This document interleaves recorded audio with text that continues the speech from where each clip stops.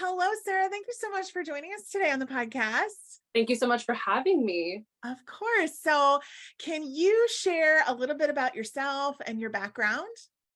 Yes. So, hi, everyone. I'm Sarah. And so I'm an arts integration specialist and a dance educator from New Jersey. I started my journey in the arts when I was 3 years old. I started dancing, and before I knew it, I was on a pre-professional track. I love dance. I love arts. It is my passion. It is my lifeline. Eventually, I began studying dance in college, where I received my Bachelor of Fine Arts in Dance Performance. And I was actually in a 5-year program. So then a year later, I received my master's in dance education. I'm certified K through 12. And dancing and teaching have always been passions of mine. I actually started teaching when I was just 16 years old. So having my own classes. So the get-go, I just knew this is something I wanted to do. And then now down the line, I am doing arts integration full-time in my position. Yeah. I've been teaching for over a decade, and I also teach at a university level. I teach pre-professional youth in dance studio. And of course, I work with you as an educator in residence. Yeah. And I love every second of it. You are definitely a busy lady. I like that.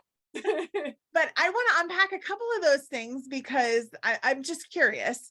Yeah. So you've been in dance your whole life, which is pretty much. And my background is in music. And so I'm curious, when you decided to get your degree and do performance and then add on the education component, was the education component kind of like a safety net, or was it because it was part of the passion? Oh, that's a great question. It was definitely part of the passion for me. Cool. I always saw myself teaching in some capacity, whether it was full-time, part-time. So the fact that it is full-time and it's something I get to do in multiple roles, that's a dream come true. That's awesome. And because I think sometimes people have this misperception, especially if you go into performance, that education is the backup, right? It's for when if you can't make it or whatever. And I remember my own father had that conversation with me when I went into music ed. He was like, well, you have to get the education degree because what if you don't make it? And there's so many singers in the world. And it wasn't necessarily that I had to, right? Like I auditioned at Rochester at Eastman. And I remember them coming to me saying, well, you really want the performance piece, right? You don't want the education. That's just your backup. And I was like, I don't want to go to a school where education is your backup. Like I want education to be the piece, right? And just the avenue that I can express it. So that's awesome that it was the same experience for you. Yeah, 100%. And I was lucky to be part of a program where I was doing both at the same time, right? So my last year of undergrad was my first year of grad school. So I was doing performance and student teaching at the same time. And yes, I was busy, but right out of school, I was able to start a career in what I studied. And not a lot of people get to see that. So I'm extremely lucky to be able to still have passion for my art form and then furthermore, teach people that passion every single day. Absolutely. And so, and you're doing that as an arts integration specialist. So talk to me a little bit about that journey. How did you go from dance education into arts integration? Right. Yeah. So it actually started through my student teaching. I remember while I was still in school, they always encouraged the interdisciplinary learning, whether it was through other art forms or other subject areas. So I didn't know that there was like arts integration, right? Yet, but I was doing something within the journey towards arts integration. And then luckily, where I'm currently working, I was introduced to arts integration right away when I started my full-time teaching career. And so I was like, I've done similar things before to this. So I already had a comfort level with it that others may not have right away, which again is totally fine. But I felt pretty comfortable with the approach right away. And it got to the point where I was doing it more and more, studying it more and more, going to professional development about it. And eventually my career took a turn where I was an arts integration specialist full time. And I, of course, did the level 1 certification with you, and I graduated from that. And now I'm arts integration through and through. Yeah, you are.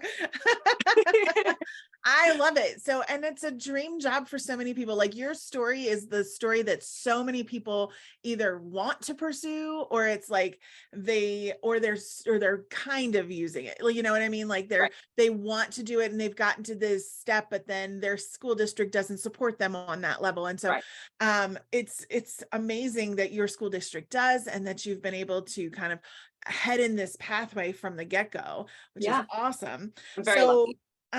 talk to me a little bit, given the background that you have and your experience with arts integration.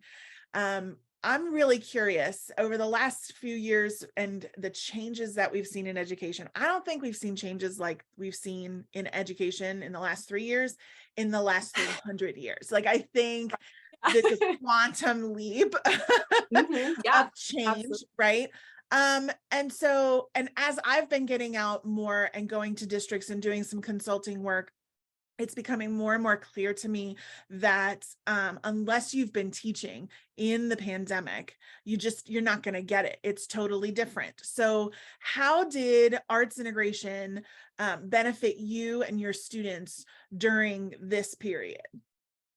Well, like you said, it was an unprecedented time. And I am so happy that we're just using what we've learned from that and just moving forward and, recognizing that it shifted Yeah. things as we know it today.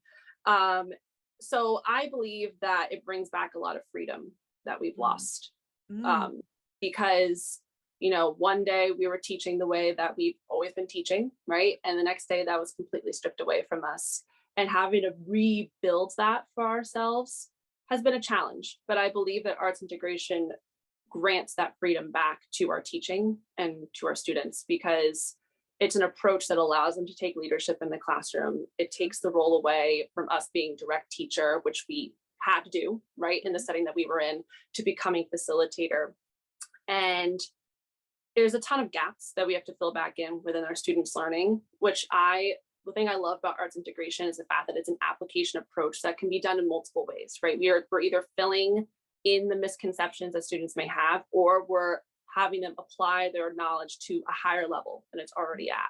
So arts integration is such a beautiful differentiation tool for that. We can do that for students at the same time, no matter what level they're at within a lesson. We're filling in those gaps. We're having them achieve learning at a higher level, and while also regaining that freedom.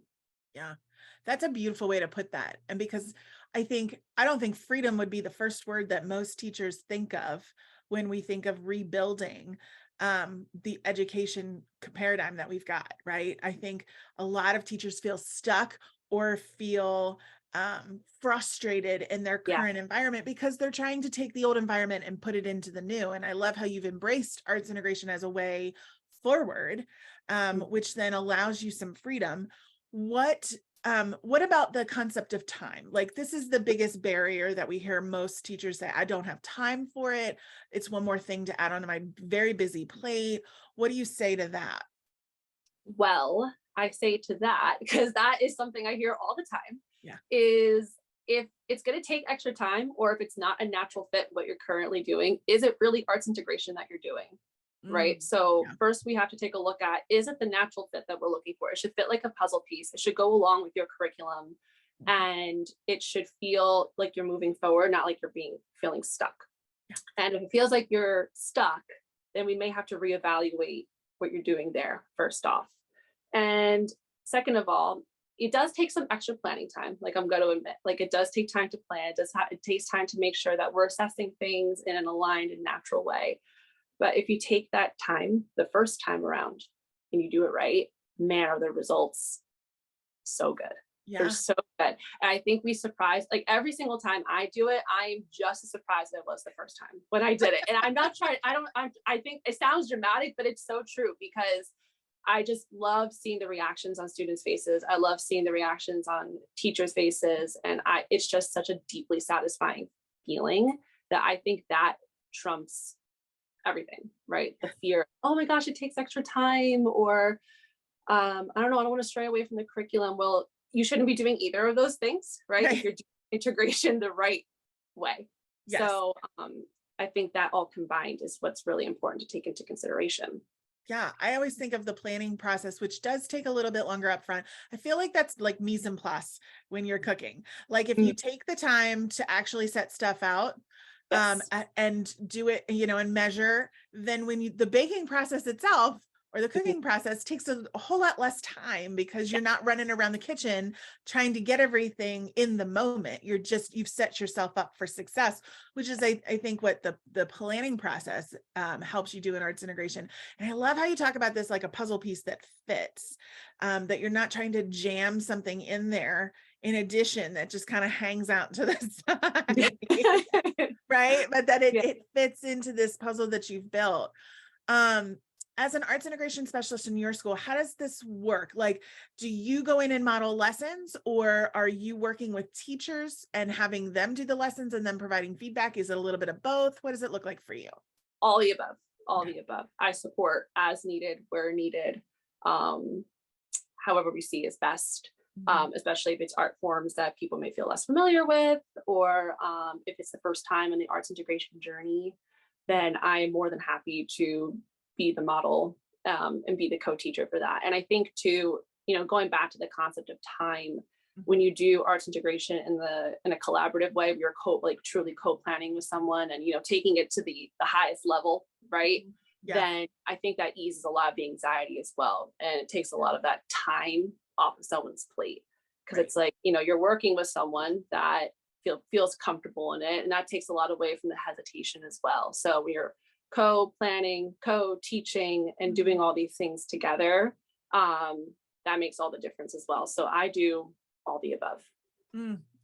You're like the poster child for any district that's listening as to why they need to hire an arts integration specialist, right? Like, because you're seeing results with your students Mhm. and you're seeing results with your teachers and you're taking the workload off of them, but you're still being able to collaborate with them. I mean, this is hello districts, take notes. This is how it's done, which is Well, thanks. great. Yeah, but it's important. It's important. I'm definitely one of the few people that I know of, right, that Yeah, does specifically full time. yeah, for And so sure. I think it'd be really cool to make that shift a little more on a grander scale. I Get more of us in here. Exactly, exactly. And the thing is, like, they're usually at a district level. I love like there's many arts integration specialists at district levels, which is great. But I love that it's in your school, that you Yeah. are like the person in your school, because it's the amount of time and that you save others, and the knowledge that you bring is so helpful. And I want to touch on this knowledge base in terms of dance, because again, a rarity, Sarah. A lot of teachers who come into arts integration either have a background in visual art, maybe music, or a classroom teacher. So coming at it from the dance perspective, which I always say is one of the most intimidating art forms for non-arts people, right? Yes. That's a little different, right? Which I love. So what are some ways that you would recommend to teachers who do not have an artistic background, or perhaps dance is intimidating to them? What are Yeah. some ways that you would recommend that they start with movement or dance in their classrooms? Yeah, another great question. So I feel like dance can sometimes be the lone wolf, like you said. Like whenever I'm like, oh, I'm the dance teacher, people are like, great, I know who to stay away from. And I'm like, wait, why? But I think we have the misconception of like when we're doing dance in the classroom, especially through arts integration, I'm not asking you to do straight up dance technique. I'm not asking you just to get up and perform in front of a big, like that's not what we're doing. Um, we're focusing more on the creative dance pedagogy. Mm, So that can look like a lot of things. We're basically connecting dance elements to our everyday movement, mhm. right? We all know that, and I'll probably say it multiple times throughout this, that dance is a universal language, right? So when we're first coming into this world, we don't communicate with our words, right? We communicate with our bodies, whether it's our body language or physically moving and pointing towards things and communicating in a way so people understand what we want before we're able to articulate it Mhm. through our verbal language or even our written language, right? So when I talk to other teachers about it, we focus a lot on the elements of dance, right? Our body, which is what we're moving, our space, where we're moving, our effort dynamics, which is also like the commonly how we know it as energy, where, like, how we're doing it. And then the relationship is like how we're moving, relating to our space, relating to each other. So when we break it down into a more common vernacular in that way, the fear starts to go away a little bit. Yes. Um, Right. You're not asking me to do like a Virginia reel or to do a right. plie or something, right? We're not No, using, okay, no, perfect. no, no, no, never, never. Like, we're going to say, we're going to bend, we're going to stretch, we're going to grow. Like, what do we do with our bodies when we're sad? Or like, how does, like, if we're doing like something in science, like, how does a tornado move? Right. Like, we can do that with our bodies. It's just, I think when we're adults, we are scared of playing. And so versus kids, we learn through play. Right. And that's how I actually encourage a lot of teachers to start bringing it into their classrooms. Like, let's just play around. Let's just see, especially with younger ones. We love improvisation activities, whether that's through freeze dance or through partner work. And then, of course, as we get older, the fear starts to creep in a little bit more. So even with some older ones, I say, but maybe we're not going to go into the gameplay right away, but let's take a look at some videos. Let's take a look at some examples of how this looks like in the real world. Let's connect and analyze that way. Students feel a lot less scared when they're watching first, because then they have that base in order to get up and do it. Yeah. I also like to have them brainstorm examples. And if they have that solid list of things that they brainstormed, then they feel a lot more comfortable getting up and doing it. Mm. So that's just a couple of ways that I can think of off the top of my head that's worked in my experience. But we shouldn't be afraid to play. I love that.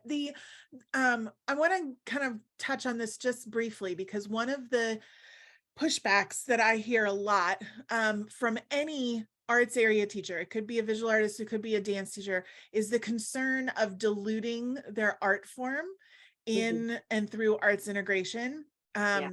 And certainly as a dancer, you work beyond the elements of dance, right? You're Yeah. using the elements of dance certainly in everything that you do, but it's not necessarily where your focus is. So um, what's your understanding of that dilution and whether or not the dance is being diluted in any way through the focus of the elements? Mm. Yeah, I think sometimes when we think then of like moving through the elements, sometimes it can turn into more of like pantomiming, Mm, which was what yes. we're trying to avoid. I think that's one way. I don't even want to say it's like diluted, but it's just a misconception that people will form. It's like, oh, well, creative movement, and then turns into more of a pantomime, which is not the goal. We're looking at ways of representing something that's a little more concrete, or even something that may be abstract in a way that's easier to understand through movement, but we don't want to go to the pantomiming place. We want to just continue pushing the envelope and encouraging the creative process. Like, what's more of a movement that can represent that rather than like an acting or a pantomiming, which again, there's nothing wrong with that. That just means Yeah. we're not doing dance anymore. We're moving it to something else, which is Right. fun, but we have to just label it as it is. So that's probably the biggest thing that I see in a classroom and in my experience when we're trying to integrate dance the first time. But if we nip that in the bud right away, then we can avoid that. Nice. So, and then I'm going to expand on this. Mhm. So additionally, kind of as an add-on to that, what if teachers were to start with a form of dance where they are comfortable, something like maybe a line dance, which some people might like to do, or if they've done like, I don't know, the dances that you typically do at a wedding that everybody knows, right? Sure. Do you think that that's an okay way for them to start? I don't see a problem with that. I just think it's important to know the context of where that's coming from. Mm, When I think of dances that we do every day, then my brain goes to, social dance and cultural shifts and cultural movement, right? Which is an extremely relevant place to bring that in. I see a lot of connection through the humanities, social studies, history, right? So if we're going to bring that into context, then absolutely, we should feel comfortable in doing that. Or even if it's a way, again, learning through play, sort of introducing and breaking the ice in that way. I would just say that we're going to continue moving forward in that way, that just to make sure that it has a grounded context into where that's coming from. yes. Yes, that's excellent. And I also know, again, movement being something that people feel tricky sometimes approaching, that I don't want them to get stuck in the familiar, right? The idea that maybe we get to start there, but then expand and be willing to look at other ways of connection, which leads me to my next question for you, which is the idea of connecting dance and literacy. I've used a lot of dance and math connections, but I know that you have done, I know for the Accelerator, you did an entire focused session on dance and literacy, which was fascinating. So what are some ways that those two intersect naturally and that teachers can leverage? Yeah, so I actually, for me as a dancer, I've always found a very natural connection towards literacy, language arts. I'm not sure if that's because, like, as a student growing up, I always had more of a natural affinity towards the humanities in that way, and math and science were a little scary for me. I don't know why. I'm not sure why, but I just see a ton of connections. Again, I'm going back. I told you I would say it again, going back to movement as a universal language.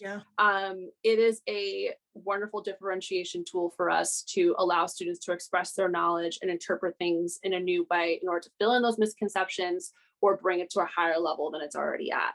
And when we're thinking about the creating and the responding and the connecting process through literacy, through language arts, it's almost identical to what we find in dance. For example, we can read movement because it's a universal language, right? The similar way that we read text. And that's something I actually touched on in that accelerator, right? Session that I had. We can pull evidence from movement the same way that we require our students to pull evidence from a text in order to bring rationality to their reasoning, right? But sometimes, a lot of the time actually, movement is going to be easier for a student to understand than a complicated piece of text. So it could be a way for students to leverage the knowledge and to leverage the reason that you want them to get to eventually, right? But doing it in a way where may be much more accessible for our students. Even in writing, we focus a lot on sequence, beginning, middle, and we focus on the revision process. We do the same thing in dance. When we're creating a cohesive piece of choreography or phrase, we want to make sure it has a concrete beginning. We want to make sure it has a flow of sequence, transitions, and we want to make sure it has an ending to it. And the revision process for movement looks almost identical to the way it does in writing. So there's just a lot of natural ways that we can connect literacy, and even through the language of the standards, right? Because we're always talking about align the standards, make this, that's one of the major steps in arts integration, right? You're going to find almost the same exact language in the standards in any literacy standard as you do in a dance standard. And so when we read it that way, and the way you interpret it in an ELA standard, it's almost the same. It's through movement instead. Nice. Which makes it so much easier for teachers. I think if they think of it like a lens, like a set of sunglasses that you put on when you're looking at both of those standards, you'll find that commonality, which is fantastic. So speaking of literacy and kind of exploring this, you are going to be a coach at our bookmarked event this summer, which I'm so excited for that summer book club. And you're specifically focusing on the book Firebird from Misty Copeland, which I'm so excited for her session that she's going to share behind the scenes on how she wrote that and everything. Tell us a little bit about that book and what you are planning, just a little snippet of what you're planning to dive into with that. Yes. So first of all, I'm just as excited as you are. I'm so thankful for this opportunity to be able to be one of the coaches for this summer. Furthermore, to be able to work with Misty Copeland's book. Obviously, as a dancer, she is an idol of mine. So to be able to work with her text is massive for me. Also want to recognize Christopher Meyer's illustrations throughout that as well. That is such an integral, it's beautiful, an integral and cohesive piece to the story. So as a matter of fact, that's what we're going to be exploring this summer. There's a lot of intricate language, similes, metaphors. The book is basically about her. She's guiding a young dancer through their dance journey, very similar to the one that she went on, which if you don't know about it, you should definitely check it out. It's a very, very atypical, very inspirational journey. She breaks down a ton of barriers. It's so admirable. But we're going to be looking at the connection to the text to the illustrations how we can understand the text more through those illustrations. Again, kind of reading the illustration as text, right? And then using movement as the vehicle to demonstrate that understanding and that connection. So that's what we're going to be working on. It's a little bit of responding, a little bit of connecting, tons of creating. So that way students can make sense of the beautiful, intricate language and the messages that Misty Copeland builds throughout the book. Yeah, and it is a picture book, but as with many picture books, I find that you can expand the use of this well beyond young children into even middle level. I just think there are so many opportunities, even high school level. I think when you take a look at the connections and the artistry, and then also taking a look at the background, because Firebird, for people who may not know, who have no background in it at all, Firebird wasn't something that she just created, right? As the theme. So tell us a little bit about the background of Firebird. So Firebird is actually a ballet that the company that she dances for, American Ballet Theater. Firebird is one of the breakout characters within this ballet, and again, akin to her life journey, this Firebird is a trailblazer within the ballet and is basically the hero of the story, right? Just as she is the hero to so many young dancers, left hero of mine. Firebird itself is a tale of heroism and treachery, and how the character can assist those to overcome those things and find victory. So even that itself is a whole lesson that you could do, right? Yeah. And if you're not familiar, like if I always go back to, if you ever watched Fantasia 2000, at the very end, there's like they performed the Firebird symphony that was from Tchaikovsky's work that the ballet was connected with. So if that rings a bell for you, that's what this is a part of. But just, it's a fascinating book. I'm so excited that you're going to explore that on so many different levels. Because I think people think, oh, it's just a kid's book, but there's so much to explore and be able to look at in terms of lesson development and working on it with students that could be really, really meaningful. So excited for that. As we close, I ask the same question of almost all of my guests. If there's one thing about creativity that you'd like people to know, what would it be? Yeah, so I really want to emphasize that the more room you give your students to create, the more successful they will be. The more room you give students to try new things, fail at those things, because failure ultimately comes with creativity, right? Find ways to overcome those failures and eventually succeed. They are going to be so successful in everything they do in your classroom and beyond that. So give your students the room to create. Give them the chance. It's going to feel scary. It's going to feel like you're relinquishing control. And in a way, you're doing that, right? But give them the chance, trust them to be able to do it, and they will rise to the occasion. Oh, I love that. Thank you, Sara. So where can people stay in touch with you or follow you? Yeah, so the best way to really stay in touch with me, I'm currently, kind of working on the whole social media aspect of it. But the best way to stay in touch with me, I honestly, is old school, through email. So my email, Sara Martino 096@gmail.com. Feel free to reach out to me. That's my professional lifeline right there. So feel free to reach out to me at any time to discuss, or an even better way is to come join me this summer at Bookmarked. Yes. And work with me one-on-one then, so we can collaborate then as well. So please come join. Let's hang out. Let's collaborate. Let's dance together. Let's integrate. Yes, absolutely. Well, thank you, Sara, so much. It has been a joy to be with you today, and I really appreciate everything that you are doing with teachers and with students. Thank you so much. I enjoyed every moment of this.